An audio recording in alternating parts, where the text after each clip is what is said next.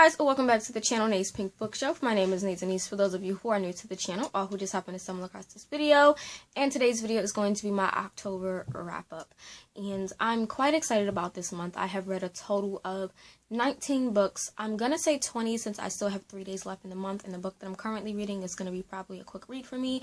So 20 books, but 19 are completed. I currently have my tea here. This is the pumpkin spice tea, which I rave about all the time. This stuff is so good, so piping hot just like I like it. But I have my reading journal here, so we're gonna go through all the books that I read for this month. And I read a good mix of historical fiction, paranormal, YA, adult, so going to my October TBR. Now, for my October TBR, I literally read all of the books that I wanted to read. I just have to mark off this book, but I read every single book on my October TBR, which pretty much for me, when I set a TBR, I stick to it. I don't veer off of it. I'm a mood reader, but I have so many books on my TBR and so many books that I'm required to read for the month for reviews that I can always just pick from those set books. So I accomplished that. But let's start with the book that I'm currently reading, which I will most likely finish before the end of the month, and that is The Graveyard Book by Neil Gaiman.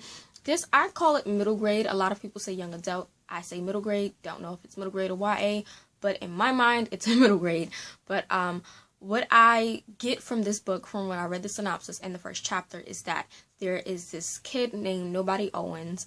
We don't know his name because his parents were killed, and he is raised in a graveyard by a bunch of ghosts, and there is somebody out to kill him. That's pretty much all that I get. I do know the guy's name, but I'm not going to say his name. But it's pretty interesting. There are illustrations in here. The illustrations are pretty actually interesting.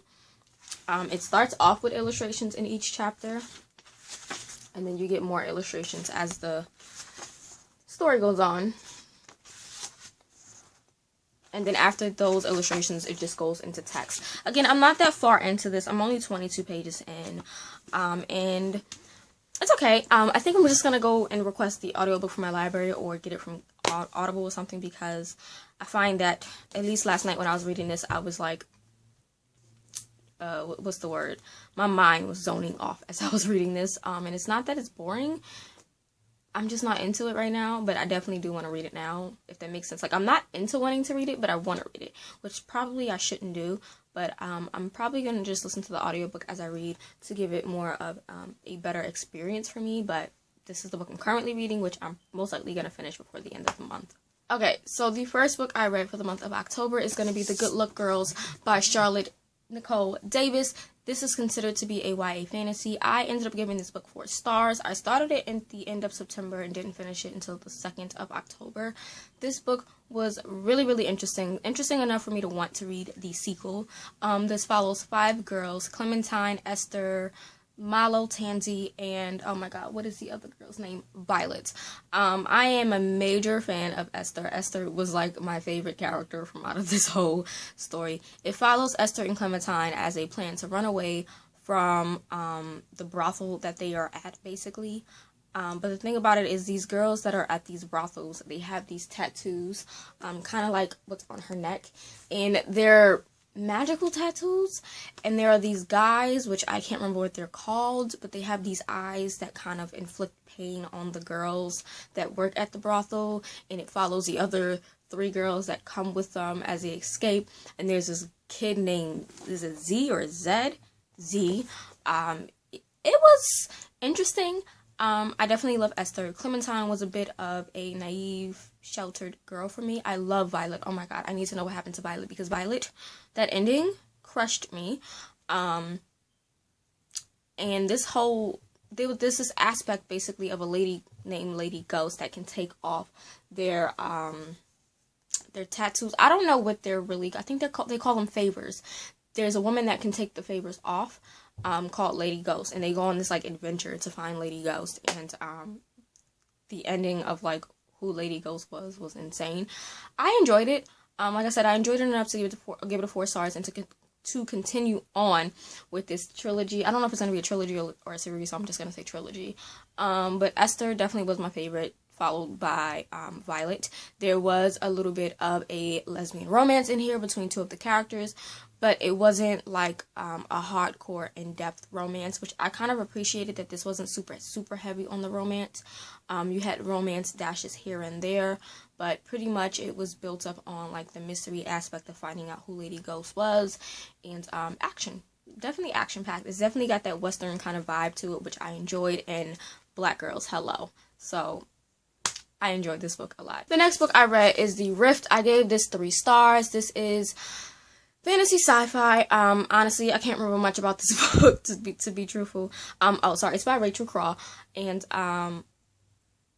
yeah, I really can't remember much. I just know that there's something with the earth opening up, and it lets out a bunch of these like monsters or demons or something like that.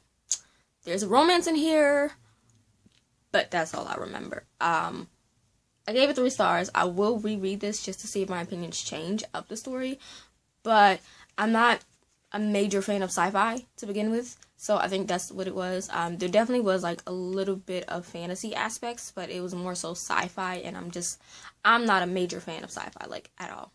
Not at all. So, we have The Rift. The third book I read was Sojourner by Janalyn Voigt. This is the 3rd book in the Tales of Fae Raven, and I enjoyed this book so much. Like, it was so good. I gave it a 4.5 star rating because it was just that good. This deals with fairies, I think. Now, listen, I'm into the 3rd book.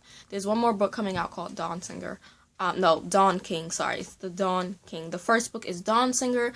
The 2nd book is Wayfarer. And then we have Sojourner, which is the 3rd book. And it's 3 books in. I don't know if they're fairies or not, because they sound like fairies, but they sound like humans. I don't know. I know that it's good, it's action-packed, it's funny. This book was a little bit confusing at the beginning. That's why I gave it a 4.5 star rating, because it does this like major time skip from the 2nd book, which I didn't understand, because the 2nd book, the girl was a baby, and now all of a sudden she's like a teenager. That was a major time skip. I probably would have enjoyed it more if they had more of like a story and flow to her from a baby to an adult or a teenager, however old she was. But I enjoyed it enough, and I cannot wait to read the 4th book. I own a copy of the 1st book because I got that for review. I have an e-version of the sequel, and now I have a physical copy of the 3rd book. So I think this is definitely going to be a series that I just get all of the books for. Again, this is YA fantasy. This is Christian-based fantasy, so just be aware of that. But I totally enjoyed this, and definitely can't wait for the 4th and final book to come out. The next book I read was a nonfiction, and it's called Unbraided. This is by Karla Monterossa, and it's subtitled Transform Your Pain to Power and Purpose.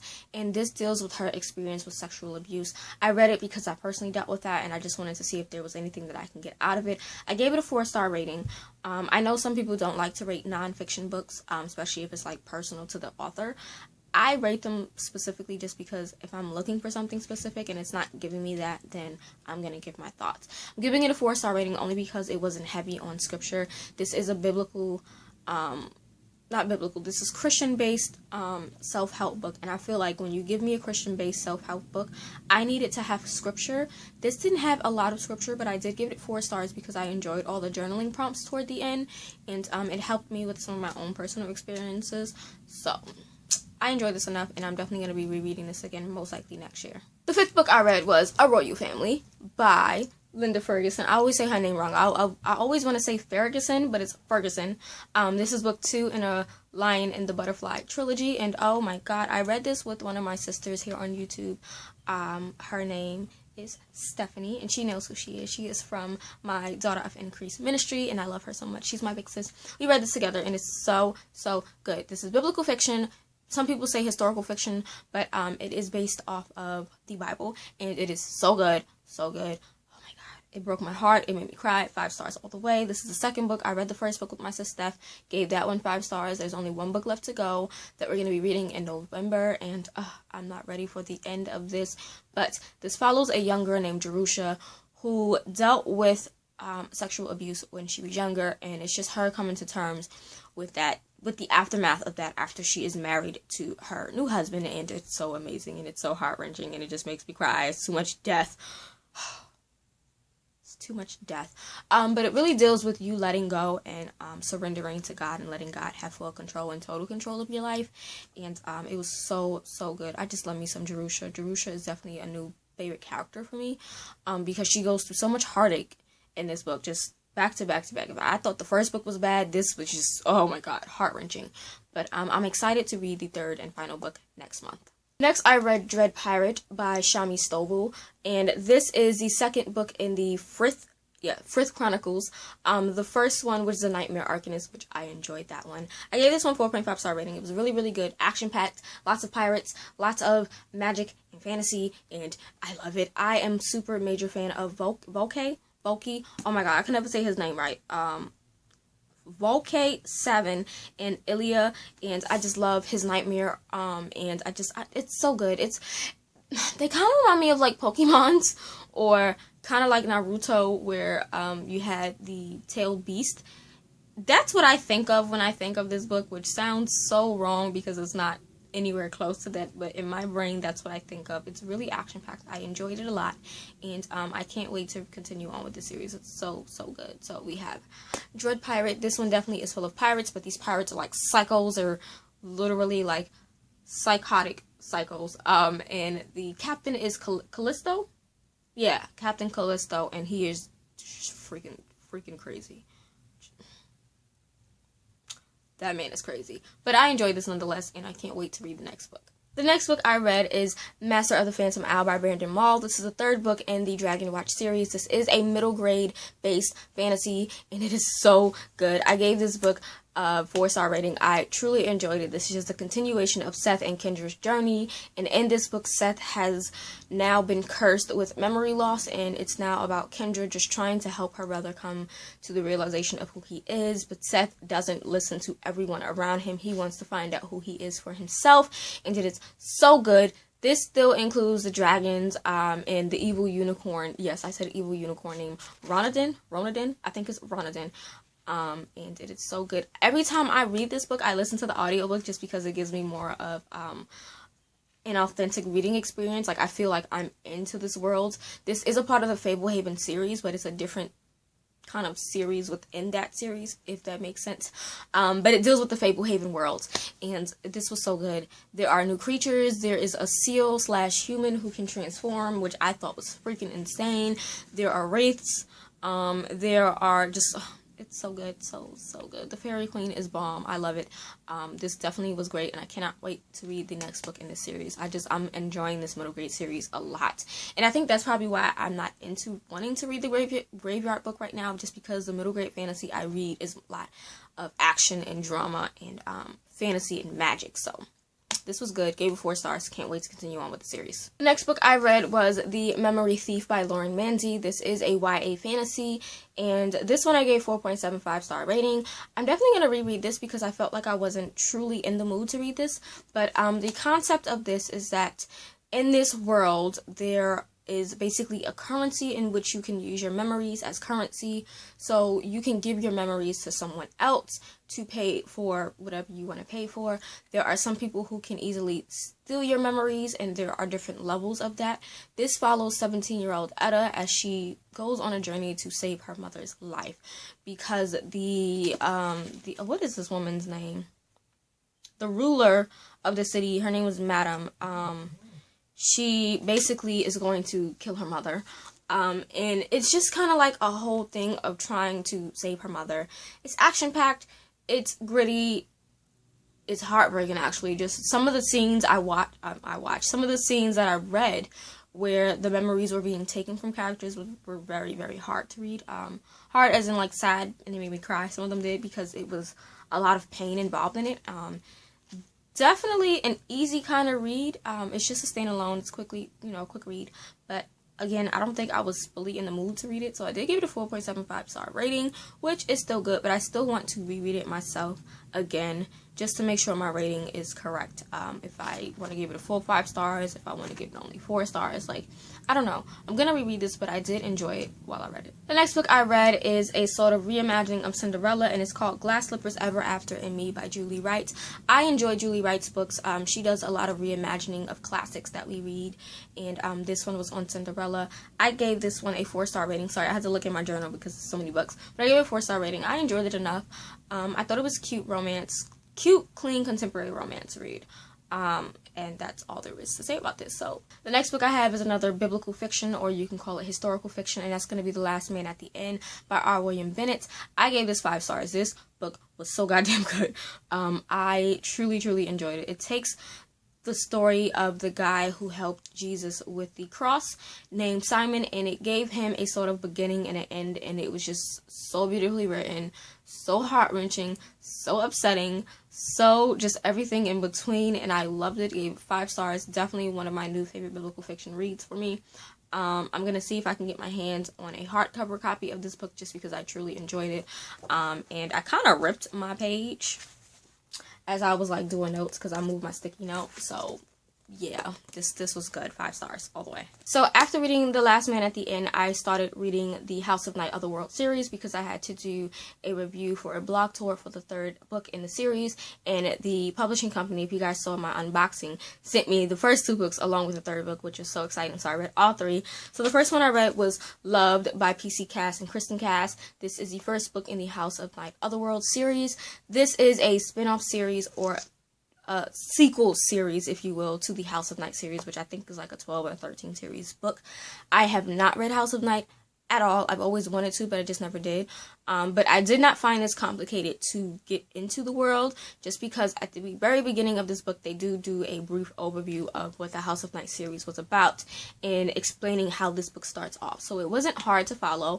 It definitely did spark an interest for me to read the series. But this book I gave a 4.75 star rating. This was really good. If you guys don't know, this is YA paranormal romance. Let me not say paranormal romance. YA urban fantasy is what I would call it. This was really good. It follows, I was about to say Kendra, that is not her name. It follows Zoe and her group of friends called the Nerd Herd, and this is the aftermath of what happens in the House of Night series. So now they're high priestesses. They run pretty much the House of Night schools in different portions of the world, and everyone comes back to Tulsa to celebrate her 18th birthday. She calls it her birthmas because it's literally the day before Christmas. I think her birthday's on the 24th. So yeah, and it is a whirlwind of just crazy crap happening, for real. And there is the white bull that comes, and the white bull, you would think that the white bull will be like the good person and the black bull will be evil, but they kind of switch the colors. So the white bull is evil and the black bull is good, and the white bull comes to stir up some problems, and Neferet, or Neferet, I'm gonna say Neferet because that's what I call her, she is locked away, and I guess the white bull is trying to get her out, but that doesn't work. But upon trying to save the world, they end up opening up a parallel world of their world, and some craziness ensued. I really enjoyed this. I love Other Kevin. I love Other Jack. Is it Other Jack? Yes. And you call them Other because what happens is whoever dies in her world is alive in the other world. So it's an alternate world in which if you're alive in her world, you're dead in the other world. And if you're dead in her world, you're alive in the other world. It's so interesting. I definitely want them to explain further more about that, that whole concept. But I really enjoyed it. I love the Nerd Herd. I love me some Stark. Stark is... I love Stark. Just Stark is amazing. But I'm going to quit gushing. And I gave this 4.75 star rating. It was really good. Definitely highly recommend if you're looking for a new YA urban fantasy to read. It's really good, and it deals with the element as magic. So, and there's vampires, of course. So, great story. After that, I read the sequel, which is Lost, and this deals with more so the other world. It follows Other Kevin. I'm not going to explain who Other Kevin is because you have to read Love to understand, but I gave this 5 stars. I enjoy this a lot just because I love me some Other Kevin and Other Aphrodite. They gave me life on top of Other Jack with, oh my god, is it Damien? I think it's Damien. This was so cute, as well as Stark and Zoe. Just This book was everything. I didn't like other Neferit. I think that's how you say her name, Neferit. I don't know how to say the name, but she's annoying. She is the most annoying creature on earth. Like, I can't stand her. I just want her to go. Just go into a pit and die. However, I do like the Resistance, and I love Grandma. Oh my god, what is her name? I'm just gonna call her Grandma because that's what everybody else calls her. But she's the grandmother of Zoe. She's such an amazing character. Grandma Redbird, that's her name. She's so amazing, and I love it. And this definitely got a 5-star for me because I definitely got to see more of other Kevin and understand a little bit more of Otherworld, as well as get my Zoe and, you know, the nerd herd involved. So I enjoyed this enough to get it 5 stars. After that, I read the third book, which is Forgotten, and this book I gave 4 stars. Yeah, I know, from 4.7 to 5 to now 4. I gave this 4 only because this one more so involved other Neferit. I can't remember. I'm gonna put her name on the screen. I don't know how to pronounce it, but she's the most annoying character, evil woman ever. I can't stand her. Honestly, this was gonna get like a 3.5, but because I love the first few chapters that followed other Erebus and other Kalana, don't know how to pronounce it, but I gave it that extra, you know, half and gave it a 4-star. And because Zoe and the crew and other Kevin made an appearance, but I wish that Zoe and them had more of a part in this story, especially since they had a part in the sequel. I just wanted more from this, and it didn't give that to me, which is why I got a 4-star. But however, I'm still gonna finish on with the series. So I'm definitely just interested to know what happens next, because we don't need her to be running around the world doing stupid stuff. I don't need it. So this cover though, this cover alone gives it a star. Like, I love it, but without the dust jacket, you guys, look at that. It is so pretty. And this has to do with the markings that they get on their faces once they're vampires. But, oh my god, that is so stunning. On the front and the back. Like, I die, you guys. I die. So, it was a really, really enjoyable read. I wanted more. I needed more. But it didn't give me more. So, a 4-star rating is what it got. And I'm excited to continue on with this series. Like, I'm really, really stoked to finish with the series. I believe, if I'm not mistaken, PC Cass says she had 2 more books to go with the series because she doesn't want it to be long-winded. But she doesn't know if she's going to release the 2 books. It might just be 1 more book, or it might be both books. So, yeah. I'm excited to finish on with this series. The next book I read was Angel Mage by Garth Nix. This is a standalone from Garth Nix, and I have never read any of his books. I do want to read Sabriel, but I haven't read it yet. But this, I gave a 3.75-star rating.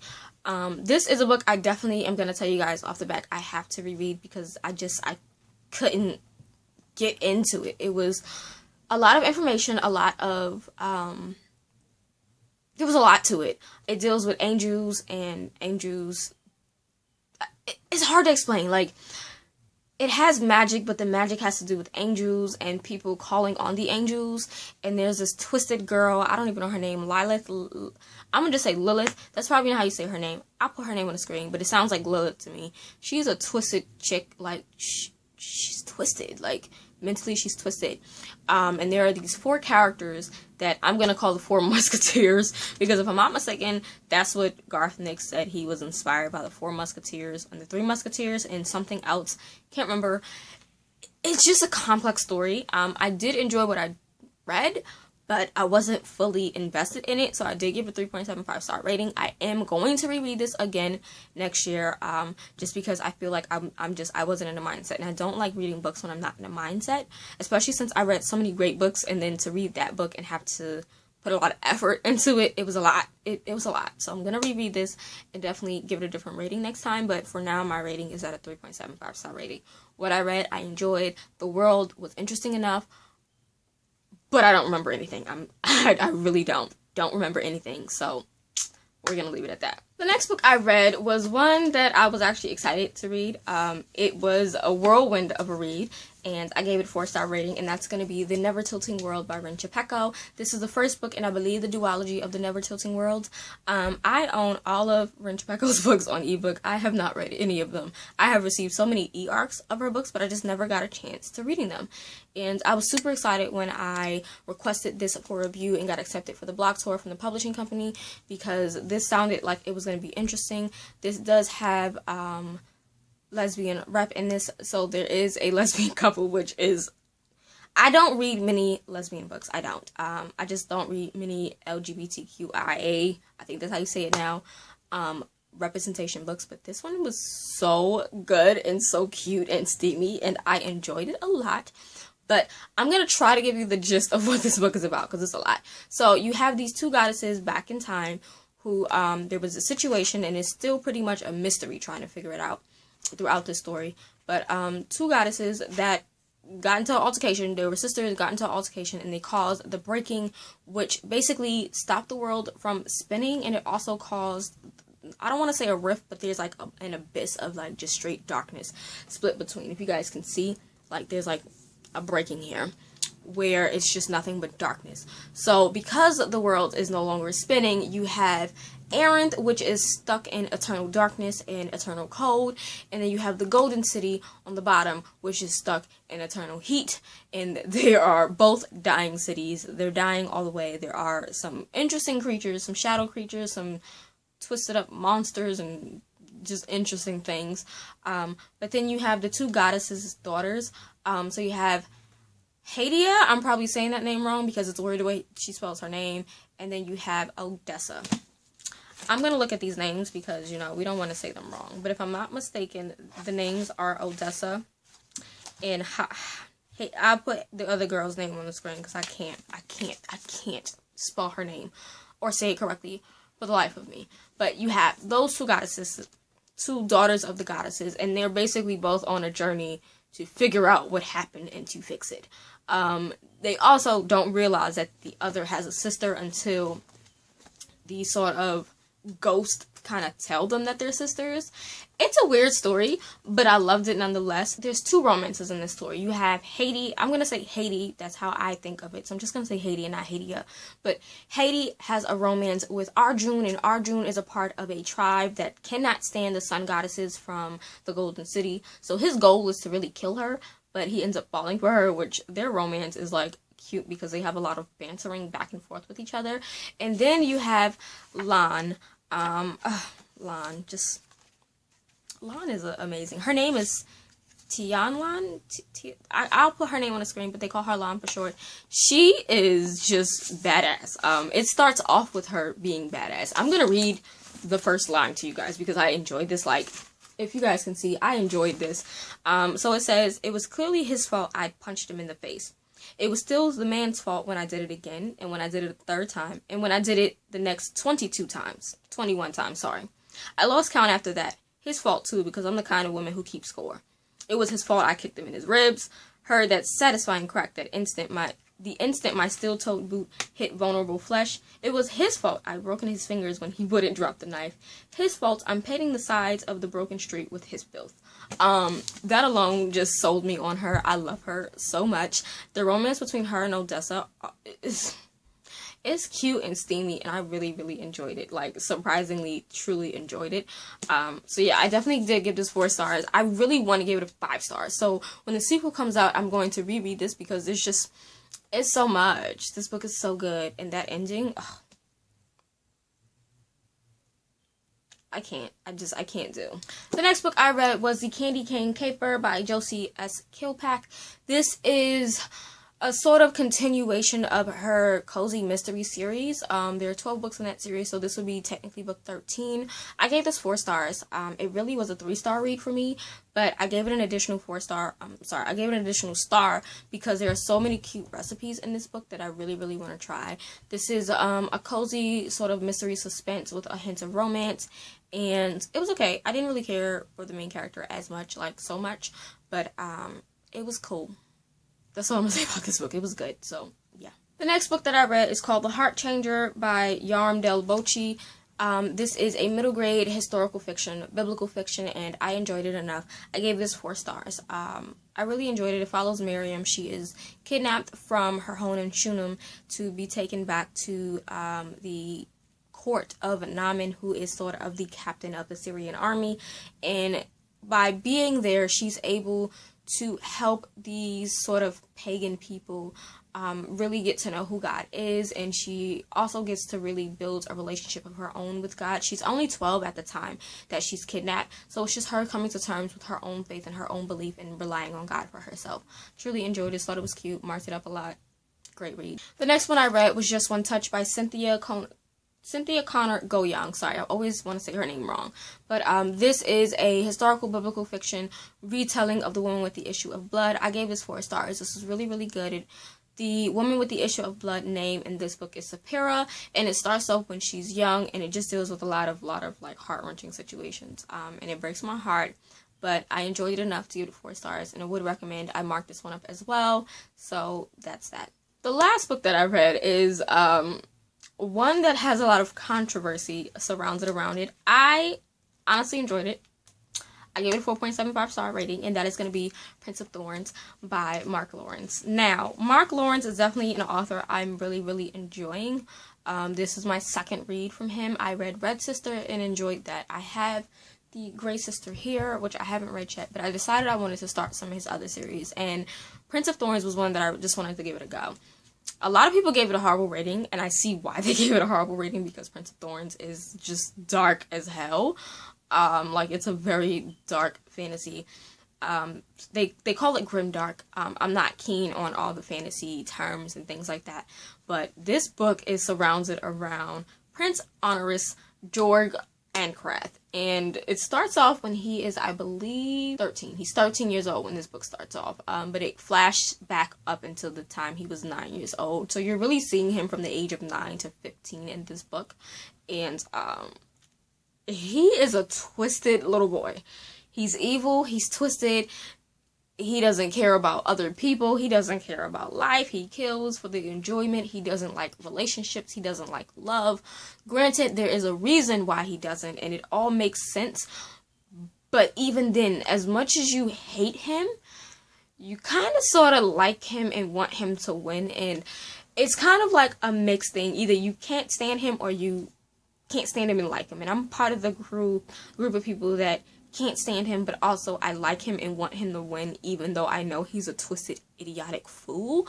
I'm gonna do a whole like book review on it. I am working on buying the entire trilogy. I'm going to enjoy the trilogy. I don't even care. I'm gonna buy all 3 books.